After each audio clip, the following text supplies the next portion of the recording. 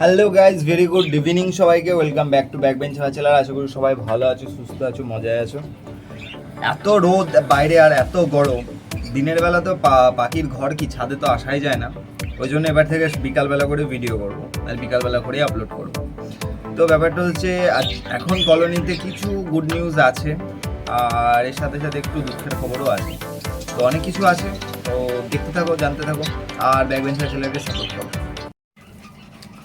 তো বন্ধুরা, যেটা বলছিলাম, তো যে অনেকদিন ধরে ভাবছিলাম যে পাখি আনবো, লাভবার্ড আনবো, বাট লাভবার্ড আনতে পারিনি। আনফর্চুনেটলি আমাকে লাভবার্ড বিক্রি করতে হয়েছে। লুটিনো ফিশার স্পিডটা আমি বিক্রি করে দিয়েছি, কারণ এমন একজনের কাছে বিক্রি করেছি যাকে মানে যে আমার কাছে চেয়েছে পাখিটা, দরকারও ছিল বিক্রি করার।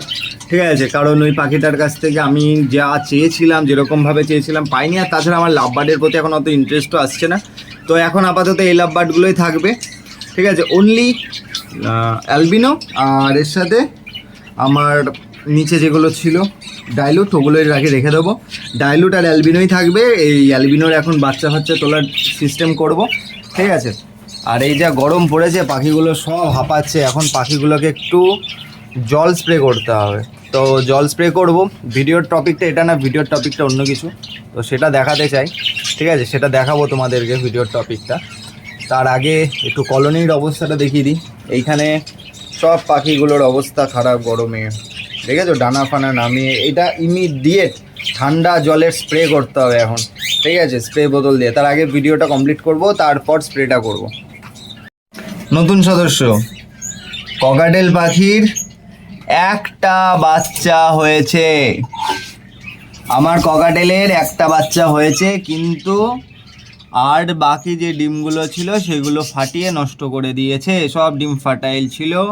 ঠিক আছে, এই একটা বাচ্চা হয়েছে আর এই একটা বাচ্চাই উঠবে হয়তো। ঠিক আছে, ককাটেলের একটা বাচ্চা উঠেছে, তাও অন্য কাউকে দিয়ে। এর প্যারেন্টস মানে যেই বাচ্চাটা হয়েছে এর বাবা মা অন্য একজন, এরা না। ঠিক আছে, তো এটা অন্য পাখিকে দিয়ে ফস্টারিং করানো হয়েছে। ঢাকনাটা লাগিয়ে দিই, নাহলে পাখি খাওয়াবে না।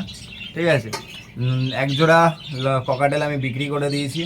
ঠিক আছে, রিজন হচ্ছে এত পাখি রাখতে পারছি না, ডিম বাচ্চা পাচ্ছি না বলে ফ্রাস্ট্রেটেড হয়ে বিক্রি করে দিয়েছি। চাপ নেই, আরও ধীরে ধীরে পাখি আসতে চলেছে কলোনিতে, কারণ ফাইন্যান্সিয়ালি প্রবলেম থাকে। তাই আমি যতটুকু পারি, যেভাবে পারি, সেভিংস করে পাখিটাকে আনার চেষ্টা করি। ঠিক আছে, তো আমি যখন প্ল্যান করেছি যে আরও পাখি আসবে, তো আসবে, একটু টাইম লাগবে। ঠিক আছে, তো ককাটেলের এখন আপ টু ডেট সব পাবে, আলাদা আলাদা ভিডিও করে দেবো। এখন এই যা গরম পড়ছে দিন দিন, এতে এত পাখি করাটা খুব রিস্কি হয়ে যাচ্ছে আমার কাছে, কারণ আমার পাখিগুলো টিনের ঘরের ভেতরে থাকে, তো সেই কারণে। তো যার কারণে আমি কিছু পাখি কমাচ্ছি। ঠিক আছে, তো আমি কিছু সিলেক্টিভ পাখি রাখবো, বদ্রির মধ্যে কিছু স্পেসিফিক কালার রাখবো। ঠিক আছে, আর লাভবার্ড দুজোড়া রেখেছি, কনুকটা থাকবে আর ককাটেল যা আছে এখন তাই থাকবে। তো বন্ধুরা, ব্যাপারটা হচ্ছে আমার ভিডিওগুলো দেখবে একটু অন্যরকম। তো ব্যাপারটা হচ্ছে আমি খুব সাধারণভাবে ভিডিও করি। আমি চাই তোমরা পুরোটাই জানো, যতটুকু জানার দরকার ততটুকু, আর যতটুকু জানবে সত্যিটাই আনবে। সেই জন্য আমার ভিডিওটা অন্যদের থেকে একটু ডিফারেন্ট হয়, সিম্পল হয়।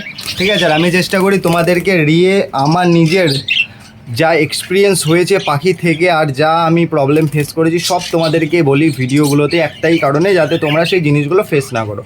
ঠিক আছে, হ্যাঁ একটু লেট হয়ে যায়, ঠিক আছে, বাট সেটা ম্যানেজ করা যায়। ঠিক আছে, তো এখন সব পাখিদেরকে জল দেওয়া হয়ে গেছে, খাবার দেওয়া হয়ে গেছে, তো চাপ নেই, এবার ওরা খাক। দেখা হচ্ছে নেক্সট ভিডিওতে। তো বন্ধুরা, তোমাদেরকে যেটা বলার ছিল, যাদের পাখি আমার মতন বাড়ির ছাদে বা বাড়ির বাইরে এমন কোথাও রাখা আছে, যেরকম আমার রাখা আছে, তার যদি টিনের ঘর থাকে তাহলে পাখির খুব প্রবলেম হবে।